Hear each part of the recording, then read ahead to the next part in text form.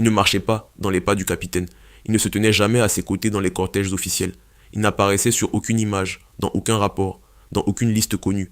Et pourtant, il était partout où le danger pouvait surgir, bien avant que le danger lui-même ne le sache. On l'appelait le Diable Rouge 8, et aujourd'hui, son nom fait froid dans le dos, parce que cet homme, réputé intouchable, vient d'être capturé, trahi, éliminé. Et cette nouvelle a fait l'effet d'une bombe silencieuse dans les couloirs du pouvoir à Ouagadougou. Un homme que personne ne voyait venir. Dans le dispositif de sécurité rapproché du capitaine Ibrahim Traoré, tout le monde connaît le masqué, Gaddafi, et celui qu'on appelle le numéro 3. Ces trois figures ont été célébrées, commentées, analysées. Mais le Diable Rouge 8, lui, n'existait pas dans l'espace public. Pas de visage, pas d'apparition dans les foules, pas de présence dans les cortèges officiels. Il opérait dans une dimension que peu de gens comprennent, l'ombre totale, à distance, en amont. Son rôle n'était pas de protéger le corps du capitaine en se tenant à côté de lui. Son rôle était de neutraliser la menace avant même qu'elle ne prenne forme. Pendant que les autres gardaient le périmètre visible, lui travaillait dans l'invisible, il infiltrait, il anticipait, il agissait dans le silence des nuits burkinabées, là où personne ne regarde, là où personne ne pose de questions. Et pour accomplir cette mission hors du commun, le Diable Rouge 8 ne s'appuyait pas uniquement sur ses capacités militaires. Ceux qui le connaissaient parlent de quelque chose de plus profond, de plus ancien. Il était réputé pour maîtriser les arts mystiques africains, ces savoirs ancestraux transmis de génération en génération, dans certaines familles du Sahel, des pratiques qui dépassent l'entendement ordinaire, mais qui font partie intégrante de la réalité de ces terres. On disait de lui qu'il pouvait disparaître, pas au sens figuré, littéralement, fondre dans un décor, devenir invisible à l'œil humain, passer entre les mailles d'un filet que d'autres auraient jugé infranchissable. C'est précisément pour ces raisons qu'il ne suivait jamais le capitaine. Sa présence physique auprès de Traoré aurait trahi son existence. Elle aurait fait de lui une cible identifiable. En restant dans l'ombre, en travaillant à distance, il conservait l'avantage suprême, personne ne savait qui il était. Et un ennemi ne peut pas éliminer ce qu'il ne peut pas voir. Une spécificité qui faisait sa force. Il faut comprendre la logique de ce dispositif pour mesurer ce que sa neutralisation représente. Dans un pays comme le Burkina Faso, où les tentatives de déstabilisation se multiplient, où les complots viennent parfois de l'intérieur même de l'armée, la sécurité d'un chef d'État ne peut reposer uniquement sur des hommes visibles. Il faut des soldats qui travaillent dans des zones grises, des zones que les protocoles officiels ne couvrent pas. Le Diable Rouge 8 était ce type de soldat. Sa spécificité, sa vraie force, résidait dans sa capacité à opérer hors du radar ennemi tout en restant connecté au dispositif de protection du capitaine. Il recueillait des informations là où personne d'autre ne pouvait aller. Il pénétrait des réseaux que les structures classiques de renseignement ne pouvaient pas approcher. Et il le faisait seul, sans escorte, sans couverture officielle, avec pour seule protection ses connaissances mystiques et son instinct de survie forgé au fil des années. C'est ce profil unique qui le rendait indispensable. Et c'est ce même profil unique qui allait finalement le perdre. Le plan qui a tout brisé. Les ennemis du capitaine Traoré le savent depuis longtemps. Attaquer de front ne fonctionne pas. Les tentatives de coup d'État ont échoué les unes après les autres. Les complots ont été déjoués avant même d'éclore. Alors ils ont changé de stratégie. Ils ont décidé de ne plus attaquer le bouclier. Ils ont décidé de le corrompre de l'intérieur. Pour atteindre le Diable Rouge 8, ils ont trouvé la fissure que même lui n'avait pas su voir. Pas une trahison militaire. Pas un traître dans les rangs. Non. Quelque chose de bien plus intime, de bien plus douloureux. Sa petite amie, la femme qu'il aimait, celle en qui il avait confiance au-delà de tout calcul stratégique. Parce que l'amour, même chez les guerriers les plus aguerris, crée des angles morts. Les terroristes et leurs commanditaires ont approché cette femme. Ils lui ont fait une offre qu'elle n'a pas refusée. Une somme d'argent considérable en échange d'une seule chose, les secrets du Diable Rouge 8, ses habitudes, ses routes, ses points de faiblesse, la carte de ses déplacements, ses horaires, les moments où il baissait la garde. Elle savait tout cela. Elle vivait avec lui. Elle le connaissait mieux que n'importe quel ennemi ne pourrait jamais espérer le connaître. Et elle a parlé. Les informations qu'elle a transmises ont suffi à construire un plan chirurgical. Un plan qui ne pouvait pas échouer, parce qu'il était construit à partir de l'intérieur. Il savait exactement quand il sortirait avec sa voiture. Il savait exactement quel chemin il emprunterait. Il savait exactement à quel moment il serait seul, vulnérable, sans la protection de ses arts mystiques, parce qu'on ne se protège pas de ceux qu'on aime. Et ce jour-là, le Diable Rouge 8 est sorti avec sa voiture. Et il est tombé dans le piège, la capture et ce qui s'est passé. Ensuite, il a été capturé. Sur le lieu même où le guet-apens avait été tendu, les terroristes l'ont neutralisé. L'homme réputé capable de disparaître, l'homme que personne ne pouvait voir venir, s'est retrouvé pris dans un piège qu'il n'avait pas vu venir lui-même. Parce que le piège n'était pas militaire, il était humain, il était émotionnel. Il était construit à partir de la seule chose que ses pouvoirs mystiques ne pouvaient pas intercepter, la trahison d'un être aimé. Quand l'information a commencé à circuler sur les réseaux sociaux, elle a d'abord semblé incroyable. Le Diable Rouge, 8 capturés, trahis, éliminés, beaucoup ont refusé d'y croire. Certains ont pensé à de la désinformation, à une manœuvre ennemie destinée à semer le trouble et la panique. Mais l'information s'est confirmée, elle a été vérifiée. Et elle a fait l'effet d'une onde de choc dans tout le pays, la colère. Des VDP, un pays qui tremble.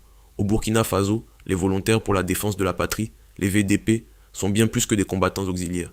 Ce sont des fils du pays, des jeunes qui ont choisi de prendre les armes pour défendre leur terre, leur famille, leur village. Ils ont un sens de l'honneur et de la loyauté qui ne se négocie pas. Et quand la nouvelle de la capture du Diable Rouge 8 leur est parvenue, quelque chose s'est brisé dans leur rang. La colère a été immédiate, viscérale, incontrôlable. Un brave soldat venait d'être abattu par la trahison, pas par la guerre ouverte. Et pour les VDP, cela représente l'offense suprême. Ils se battent chaque jour dans des conditions extrêmes. Ils perdent des camarades, ils repoussent des attaques. Mais voir l'un des leurs, et pas n'importe lequel, un homme de légende, tomber à cause d'une femme achetée par l'ennemi, c'est une blessure d'un autre ordre. Pendant que vous regardez cette vidéo, des événements se déroulent au Burkina Faso. Des représailles, des mouvements de colère, des actes qui traduisent une douleur collective que les mots peinent à contenir. Le pays est en ébullition, parce qu'ils ont tué un brave soldat, parce qu'on a trahi l'un des leurs d'une manière qui touche à quelque chose de fondamental, la confiance. Ce que la mort du Diable Rouge. 8 révèle. La capture et la mort du Diable Rouge. 8 ne sont pas simplement la perte d'un homme. C'est un message froid, calculé, envoyé directement au cœur du dispositif de sécurité du capitaine Ibrahim Traoré. Les ennemis de la révolution burkinabé ont démontré quelque chose de terrifiant. Ils sont capables de pénétrer les cercles les plus hermétiques, non pas avec des armes, mais avec de l'argent et de la manipulation émotionnelle. Car c'est bien là le vrai enseignement de cette tragédie. Le Diable Rouge 8 avait survécu à des embuscades. Il avait traversé des zones de guerre que d'autres n'auraient jamais pu franchir. Il avait déjoué des filatures, échappé à des pisteurs professionnels, opéré pendant des années dans une clandestinité presque parfaite. Ses pouvoirs mystiques, sa discipline militaire, son instinct de survie, tout cela l'avait protégé contre les menaces extérieures. Mais personne ne lui avait appris à se protéger de l'intérieur de sa propre vie. C'est la leçon la plus cruelle que l'histoire militaire répète sans cesse, et que même les plus grands guerriers peinent à intégrer. L'ennemi le plus dangereux n'est pas celui qui arrive avec une arme, c'est celui qui dort à côté de vous, qui connaît votre souffle, qui sait comment vous bouger quand vous pensez être en sécurité. 2 je veux, un système de sécurité, désormais fragilisé. La disparition du Diable Rouge. 8 laisse un vide que personne ne peut combler facilement. Dans un dispositif de sécurité, chaque maillon a une fonction précise. Le masqué protège le corps visible du capitaine. Gaddafi représente la force brute, le dissuasif humain capable d'intervenir en une fraction de seconde. Le numéro 3, Cabri, orchestre la stratégie globale, anticipe les complots, pense à plusieurs coups d'avance. Mais le Diable Rouge 8 occupait une fonction que nul autre ne remplissait. Il était les yeux dans les zones que personne d'autre ne regardait. Il opérait dans des espaces que les structures officielles ne pouvaient pas atteindre. Il tissait des réseaux d'information dans des milieux imperméables aux approches conventionnelles. Les larmes, que personne ne verra. Il y a des douleurs qui ne font pas de bruit. Des douleurs qui ne s'expriment pas dans les discours officiels, qui n'apparaissent pas dans les communiqués militaires, qui ne trouvent jamais leur place dans les analyses froides des experts en géopolitique. Ce sont les douleurs humaines, celles qui restent enfermées dans des maisons silencieuses, dans des cœurs brisés, dans des regards qui cherchent encore à comprendre ce qui s'est passé. Le Diable Rouge 8 avait une mère. Cette phrase simple, banale en apparence, contient une profondeur que peu de gens prennent le temps de mesurer. Derrière chaque soldat qui tombe, derrière chaque guerrier que la guerre finit par consommer, il y a une femme quelque part qui a porté cet homme dans son ventre pendant 9 mois, qui l'a regardé faire ses premiers pas, qui a soigné ses premières blessures, qui a appris à vivre avec l'angoisse permanente de savoir son fils dans des zones de danger, sans jamais pouvoir lui demander où il est, ce qu'il fait, si ce soir il rentrera. Cette mère-là ne sait peut-être pas encore, ou peut-être qu'elle sait, de cette façon étrange qu'ont les mères de sentir les choses, avant qu'on les leur dise. Elle s'est peut-être réveillée cette nuit avec un frisson inexplicable, une douleur dans la poitrine sans cause apparente, les yeux tournés vers la porte dans l'obscurité, attendant un fils qui ne reviendra plus. Personne ne lui remettra de médaille, personne ne prononcera son nom dans un discours, personne ne saura jamais ce qu'elle a sacrifié en silence pendant toutes ces années, les nuits sans sommeil, les prières murmurées dans l'obscurité, les larmes ravalées pour ne pas inquiéter les voisins. Elle a donné son fils à une cause qui ne pouvait même pas reconnaître publiquement son existence. Et aujourd'hui, cette cause lui a pris ce fils sans même pouvoir lui expliquer comment, pourquoi, dans quelles circonstances il est tombé. C'est peut-être la plus grande injustice de cette histoire.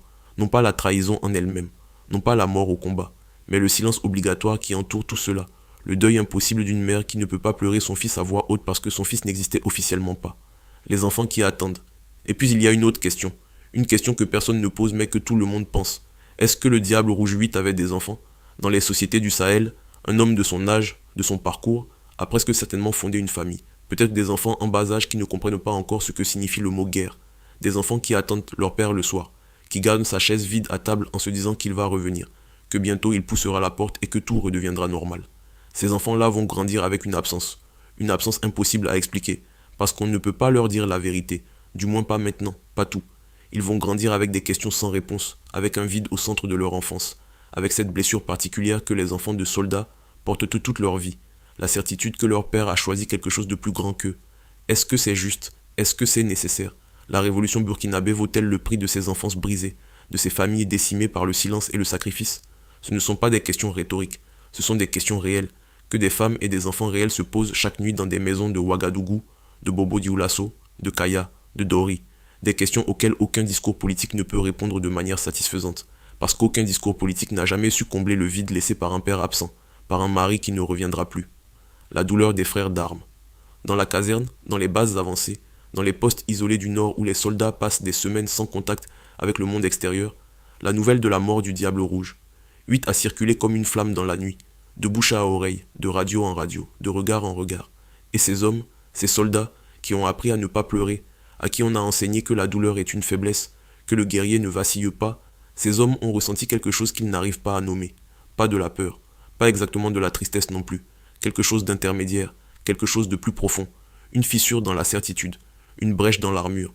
Parce que si le Diable Rouge 8 peut tomber, lui, l'intouchable, le mystique, celui que les balles ne trouvaient pas, alors personne n'est vraiment à l'abri. Pas le masqué, pas Gaddafi, pas Cabri, pas le soldat anonyme qui monte la garde cette nuit dans un village oublié du Sahel, pas le jeune VDP qui a rejoint les rangs il y a 3 mois, avec la conviction que le courage suffit à survivre.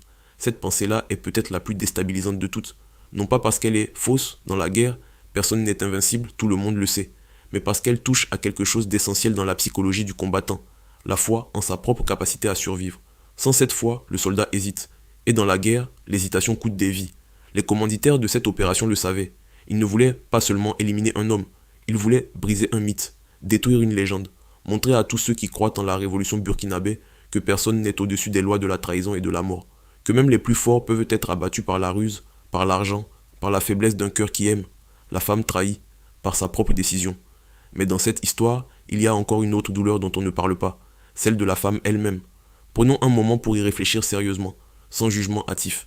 Cette femme a fait un choix terrible, un choix qui a coûté la vie à un homme, un choix qu'elle devra porter pour le reste de ses jours, quelle que soit la somme d'argent qu'on lui a remise, quelles que soient les promesses qu'on lui a faites. Parce que l'argent s'épuise, les promesses s'évaporent, mais le souvenir d'une trahison, lui, reste. Il s'installe dans les recoins de la conscience et il ne part plus. Chaque matin au réveil, chaque nuit avant de s'endormir, il sera là, le visage de cet homme, les moments partagés, les mots échangés dans l'intimité, et la certitude qu'elle a transformé tout cela en armes. Est-ce qu'on peut la comprendre? Oui, la pauvreté, la peur, la manipulation psychologique sont des forces réelles et puissantes, des forces qui peuvent pousser des gens ordinaires à commettre des actes extraordinairement destructeurs. La comprendre ne signifie pas l'excuser. Cela signifie simplement reconnaître que derrière chaque trahison, il y a une humanité complexe, contradictoire, souvent brisée bien avant que la trahison elle-même ne survienne. Mais la colère des VDP, la douleur du peuple burkinabé, le deuil de ceux qui connaissaient le Diable Rouge 8, tout cela est également réel. Et ces deux réalités coexistent sans se neutraliser. C'est peut-être cela, la vérité la plus difficile à accepter dans cette histoire. Il n'y a pas de camp où tout est simple, pas de côté où la douleur est absente. Tout le monde souffre, et cette souffrance collective est le vrai prix de la guerre. Ce que le Burkina Faso perd. Vraiment au-delà de l'homme, au-delà du soldat, au-delà du mystique, ce que le Burkina Faso perd avec la mort du Diable Rouge 8, c'est une mémoire vivante. Ces hommes de l'ombre, ces soldats invisibles qui opèrent dans les zones que personne ne regarde, sont les gardiens d'un savoir opérationnel irremplaçable. Ils connaissent les réseaux, ils comprennent les dynamiques des communautés locales. Ils ont tissé pendant des années des liens de confiance avec des informateurs, des chefs traditionnels, des éclaireurs qui ne parleront jamais à un inconnu, mais qui auraient tout dit au Diable Rouge 8 parce qu'ils le connaissaient, parce qu'ils lui faisaient confiance, parce que sa réputation ouvrait des portes que rien d'autre ne pouvait ouvrir. Tout ce réseau invisible meurt avec lui. Ces liens ne se transmettent pas. Ces contacts ne peuvent pas être repris par un successeur qui se présenterait en disant « Je remplace le Diable Rouge 8 ». Dans les communautés du Sahel, la confiance est personnelle. Elle se construit sur des années de présence, de respect, de réciprocité. Elle ne se transfère pas comme un dossier administratif. C'est une perte stratégique majeure, une perte que les ennemis de Traoré ont calculée froidement avant d'agir. Et c'est une perte dont les effets se feront sentir bien au-delà de la sécurité rapprochée du capitaine, dans la capacité globale du régime à anticiper les menaces, à comprendre les dynamiques de terrain, à rester connecté à une réalité que les structures officielles ne peuvent pas toujours atteindre. La révolution peut-elle survivre à ses propres deuils? Il y a une question que les partisans du capitaine Traoré n'osent pas poser à voix haute, mais qui hante les esprits depuis que la nouvelle de la mort du Diable Rouge 8 a éclaté. La révolution burkinabé est-elle en train de perdre ses meilleurs éléments plus vite qu'elle ne peut en former de nouveaux? Chaque mort, chaque trahison, chaque complot déjoué de justesse vient rappeler la même vérité. Ce régime est en guerre, pas seulement contre les groupes armés qui ravagent le nord et l'est du pays, pas seulement contre les puissances étrangères qui voient d'un mauvais œil l'émergence d'un Burkina Faso, souverain et indépendant, mais aussi contre le temps, contre l'usure, contre cette lente érosion qui guette tous les régimes qui se battent sur plusieurs fronts simultanément. Quand le guerrier baisse la garde, il existe un moment particulier dans la vie de chaque soldat, un moment que les manuels militaires ne mentionnent jamais, que les formations au combat n'enseignent pas, que les supérieurs hiérarchiques préfèrent ignorer parce qu'ils révèlent une vérité trop humaine, trop fragile, trop difficile à intégrer dans une doctrine guerrière. C'est le moment où le soldat se croit enfin en sécurité. Ce moment peut arriver n'importe où, dans une base arrière après une mission réussie, dans un véhicule familier sur une route connue, dans une chambre partagée avec un frère d'armes de longue date, dans les bras d'une femme qu'on aime. Et c'est précisément dans ce moment-là, dans cette fraction de seconde où la vigilance se relâche, où le guerrier redevient un homme ordinaire, que le danger frappe avec le plus de précision et le plus d'efficacité. Le Diable Rouge 8 en est la preuve la plus douloureuse, mais il n'est pas le seul. Il n'est pas une exception dans une longue liste de guerriers qui ont survécu à l'ennemi visible pour périr à cause de l'ennemi invisible. Cette réalité traverse toute l'histoire militaire du Sahel, et elle traverse aujourd'hui le quotidien des soldats burkinabés, avec une brutalité que personne ne peut plus nier. La question n'est pas de savoir si les soldats sont courageux. Ils le sont. La question n'est pas de savoir s'ils sont compétents. Ils l'ont prouvé sur le terrain, dans des conditions que peu d'armées au monde pourraient supporter. La vraie question est plus subtile, plus inconfortable. Elle touche à quelque chose que la culture militaire a du mal à accepter. La vigilance a des limites humaines. Et ces limites, quand on ne les reconnaît pas, deviennent des failles mortelles. L'ennemi qui dort, dans la même chambrée, dans les bases militaires burkinabées, comme dans toutes les bases militaires du monde, la vie quotidienne crée des liens forts, profonds, souvent plus puissants que les liens familiaux. Des hommes qui mangent ensemble, qui dorment côte à côte, qui se couvrent mutuellement sous les balles, qui partagent leur peur dans l'obscurité des nuits de veille. Ces hommes finissent par se connaître d'une manière que peu de civils peuvent comprendre. Et c'est précisément cette profondeur du lien qui crée le danger le plus insidieux. Parce que quand la trahison vient de l'intérieur, quand elle vient d'un frère d'armes, d'un homme avec qui on a partagé le pain et le sang, elle ne ressemble à rien de ce que l'entraînement militaire prépare à affronter. On peut former un soldat à détecter une embuscade. On peut lui apprendre à lire un terrain, à identifier les signes avant-coureurs d'une attaque, à réagir sous le feu en quelques fractions de secondes. Mais on ne peut pas former un soldat à soupçonner son frère. On ne peut pas lui apprendre à analyser froidement chaque geste, chaque mot, chaque regard de l'homme avec qui il a pleuré la mort d'un camarade commun. Ce serait détruire la cohésion même qui rend une unité militaire efficace. Et pourtant, les trahisons entre soldats au Burkina Faso ne sont pas des événements rares. Elles ne sont pas des anomalies dans un système globalement sain. Elles sont une réalité structurelle, nourrie par des années de manipulation extérieure, par des offres financières considérables dans un contexte de pauvreté extrême, par des idéologies qui divisent là où l'unité devrait régner, des soldats qui transmettent des informations sur les mouvements de troupes à des groupes armés, des officiers qui préviennent des cibles avant les opérations, des hommes de confiance qui deviennent, du jour au lendemain, des informateurs pour des puissances étrangères dont les intérêts s'opposent à la survie du régime Traoré. Ce n'est pas une théorie, ce sont des faits documentés, des réalités que Cabri lui-même a dû affronter, comme ce jour douloureux où le nom d'un ami proche, un homme présent à son mariage, est apparu sur une liste de conspirateurs. Comment un système de sécurité peut-il fonctionner quand il ne peut pas faire confiance à ses propres éléments? Comment un capitaine peut-il dormir quand il sait que parmi les hommes qui le protègent, il pourrait s'en trouver un dont la loyauté a été achetée la veille, le prix amer de la trahison entre frères? Les conséquences de ces trahisons internes ne se mesurent pas uniquement en termes stratégiques ou militaires. Elles se mesurent en vies humaines, en familles dévastées, en communautés entières livrées à la violence parce qu'une opération de sécurisation a été sabotée de l'intérieur, avant même d'avoir commencé. Il y a des villages au nord et à l'est du Burkina Faso qui ont été attaqués quelques heures seulement après le passage d'une patrouille militaire. Des coïncidences que les habitants n'ont pas tardé à comprendre pour ce qu'elles étaient vraiment. Des informations transmises, des routes révélées, des horaires livrés à l'ennemi par quelqu'un qui portait le même uniforme que les soldats censés protéger ces villages. Les civils qui survivent à ces attaques portent une double blessure. La blessure de la violence subie d'abord, et puis cette blessure plus profonde, plus durable, qui ronge la confiance de manière irréversible, la certitude que ceux qui étaient censés les protéger les ont livrés, que l'ennemi n'était pas seulement dans la brousse, armé et masqué, il était aussi en uniforme, souriant, acceptant le thé qu'on lui offrait avant de repartir avec les informations qui allaient permettre le massacre. Cette blessure-là ne guérit pas facilement. Elle transforme des populations entières en témoins méfiants d'une guerre qu'elles ne comprennent plus tout à fait. Elle érode le lien fondamental entre l'armée et le peuple qu'elle est censée défendre. Et quand ce lien se brise, quand les civils commencent à voir l'uniforme militaire non plus comme un symbole de protection mais comme un risque potentiel, c'est tout l'édifice de la sécurité nationale qui commence à vaciller. Les conséquences sont amères. Amères comme la perte d'un enfant dans un village attaqué parce qu'un soldat a parlé. Amères comme le silence d'une femme qui ne donnera plus jamais d'informations aux forces de sécurité parce que la dernière fois qu'elle l'a fait, son mari a été retrouvé mort le lendemain. Amères comme la résignation de communautés entières qui ont décidé que dans cette guerre, il valait mieux ne faire confiance à personne, ce que Traoré sait et ce qu'il cache. Et au milieu de tout cela, il y a un homme qui porte tout ce poids, qui se lève chaque matin en sachant exactement à quel point la situation est fragile, qui prend des décisions en connaissant le risque que chacune d'elles peut représenter non seulement pour lui, mais pour les millions de Burkinabés dont il a pris la destinée en charge. Le capitaine Ibrahim Traoré a fait un choix que peu de gens ont vraiment analysé dans ses implications les plus profondes.